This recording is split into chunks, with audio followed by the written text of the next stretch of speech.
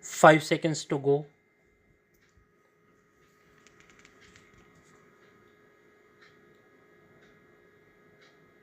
Start. Direct the respondent to forthwith pay monthly occupational charges at the rate of Indian rupees 41 per square feet since August 2007 during the pendency of the present special leave petition in respect of the present lease in dispute. Certain facts are required to be taken note of. The property in question is situated in the Dalhousie area, which has been termed as a commercial hub in Kolkata. The lease agreement inter se the parties was entered into on 23rd February 1991, executed by the predecessor in interest of the petitioner. It is alleged that the respondent has been in default on payment of rent since 2002 and in default on payment of his share of municipal tax since 1996. On account of non-payment of rent, the lease was forfeited determined. However, the respondent has neither delivered the possession of the property nor paid the rent. The petitioner has submitted a report of an independent valuer dated 12th March 2020.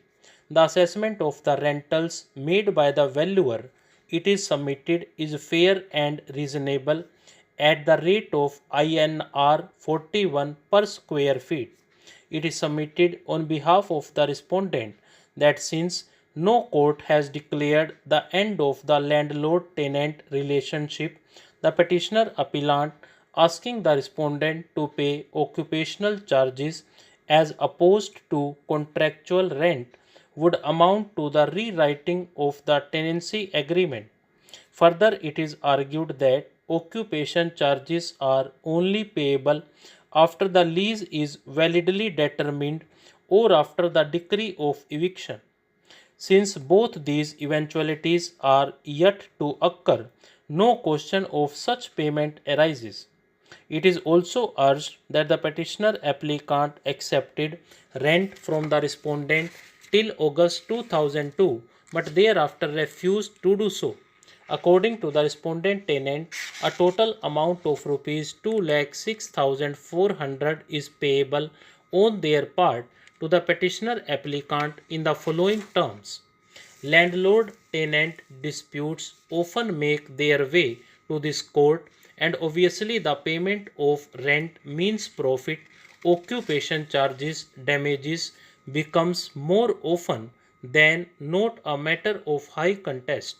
Determination as alleged to have taken place by the petitioner can take place at the instance of both the landlord and the tenant. Halsbury's Laws of England, 3rd edition, volume 23, defines determination by landlords as follows. The tenancy is impliedly determined by the landlord when he does not act on the premises which is inconsistent with the continuance of tenancy, for example, when he re-enters to take possession or puts in a new tenant or cuts down trees or carries away stone, the trees and stone not being accepted from the demise, and also when he does an act of the premises which is inconsistent with the tenancy, as when he conveys the reversion or grants a lease of the premises to commence forthwith. An act done off the premises, however, does not determine the tenancy until the tenant has notice of it.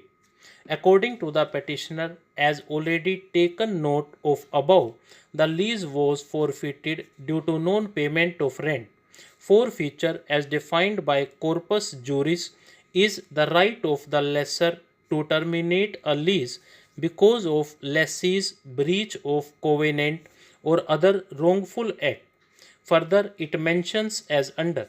The word as used in a lease does not, strictly speaking, refer to any right given to the lessee to terminate the lease.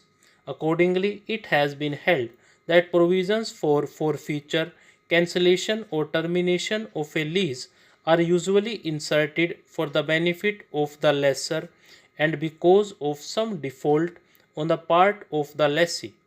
A forfeiture is in the nature of a penalty of doing of failing to do a particular thing and results from failure to keep an obligation. Stop.